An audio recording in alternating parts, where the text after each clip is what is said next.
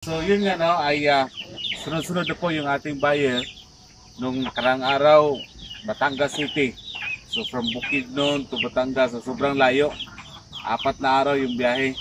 Then the next day, yun nga, yung sa Mandawi City, Cebu. Doon naman din yung ating shipping. But this time, ang ating shipping naman, mula dito sa Bukidnon to Usami City. So shoutout pala sa ating buyer si Kamikaze, yung ating buyer natin today. So yung kanyang binibili sa akin, yung ating mga 45 days old na mga sampin. So ngayon ipapakita ko sa inyo muna yung ating mga sisiw na 45 days old, and ipakita ko na rin yung ating mga breeder na sampin sa iba na hindi pa nakakita po dito. So yun po ang ating mga sisiw. So pakainin na rin natin sila. Yan po ang ating mga sisiw. So yan po ang ating mga 45 days old na mga sampin. So Sir Kamikaze, ito na po yung ating mga 45 days old na sampin. So pipili tayo dito ng 5 na babae ho nito at isang lalaki ho nito. So yun yung ipapadala po natin sa inyo sa Usami City, no? Ayan.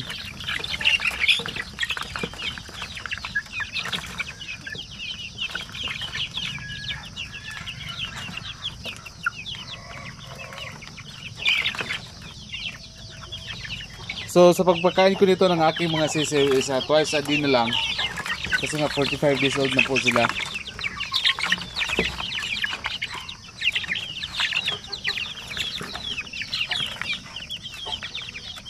Ang kagandahan lang nito sa ating mga sampin, no, ay wala silang pinipili sa pagkain.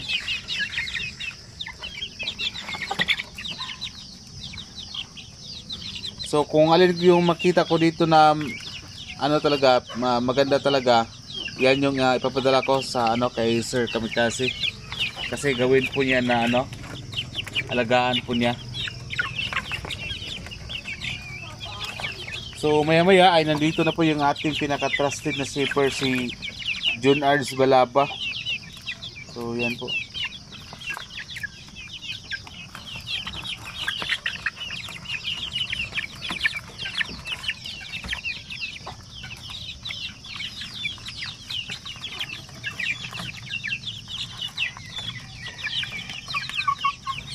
Okay, so kukuha tayo dito din, meron din tayong isa.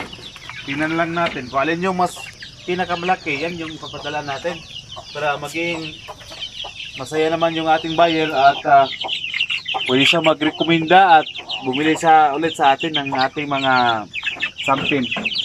Ito, malaki na rin to.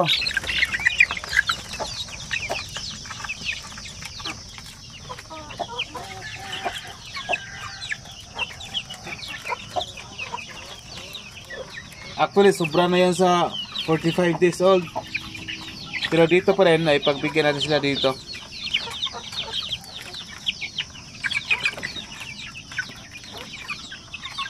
So actually yung ating sampin is pure po yan. At hindi po natin hinaluan yan ng ibang mga manok.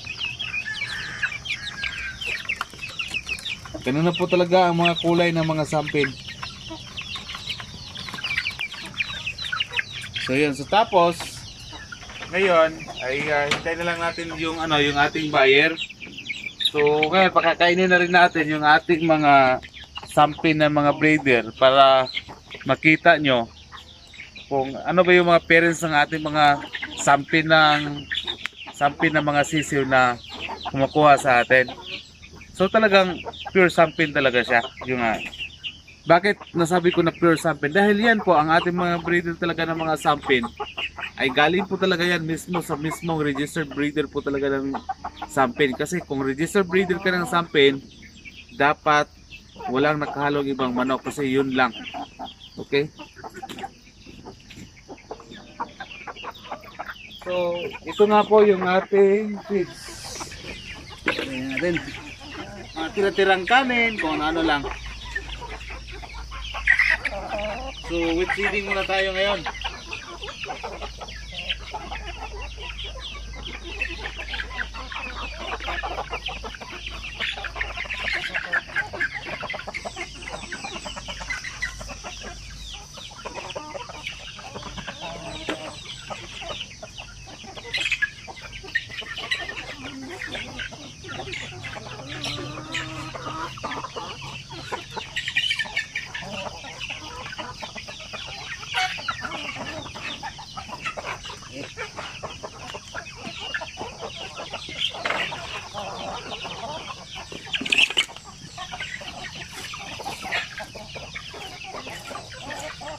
So yan nga po yung ating breeder ng mga sampin, no. So actually dito 5 lang. Supposed to be is 8 to. Ang 3 is naglilimlim po yung 3. So dito 5 yung nandito. Ika-6 yung roster natin. So yan po ay mga pure sampin po yan. Dahil galing po ito talaga sa mga registered breeder po ng sampin.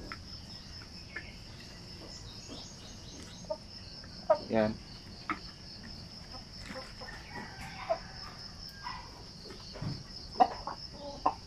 So yan po. So kung gusto niyo makita yung parents ng ng ating mga sisiw na binili nyo, so yan na po.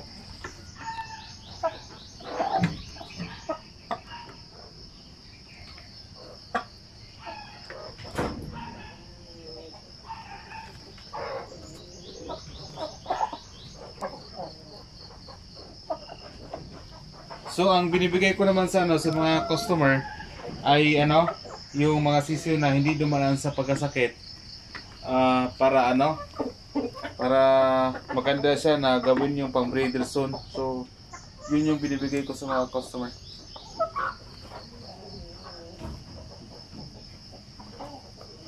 So yan po. So kung sino pa po yung gustong mag-order sa atin ng mga sampin, 1 month old, 45 days old, yun, marami tayo doon. So ipapakita ko na rin sa inyo yung ating 1 month old, baka may magkagusto din. So tingnan natin dito. So ito na po yung ating 1 month old, yan, gutom na. Sobrang lakas kumain nila.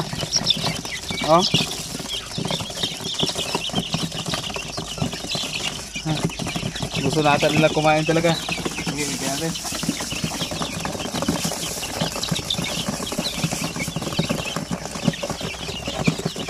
Yan, ang dami nila ba?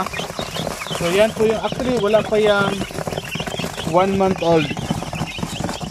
Kasi mga may yan So kulang pa ng 3 days saka mag 1 month. Bali 27 days old pa lang yan sila.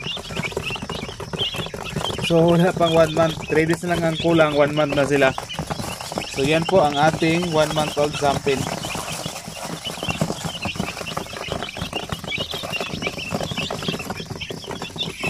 So nakita nyo, lakas po nilang kumain.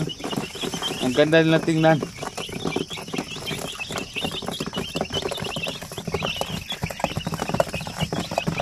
So ito, available din to kung sino po yung gusto ng 1 month old na sampin.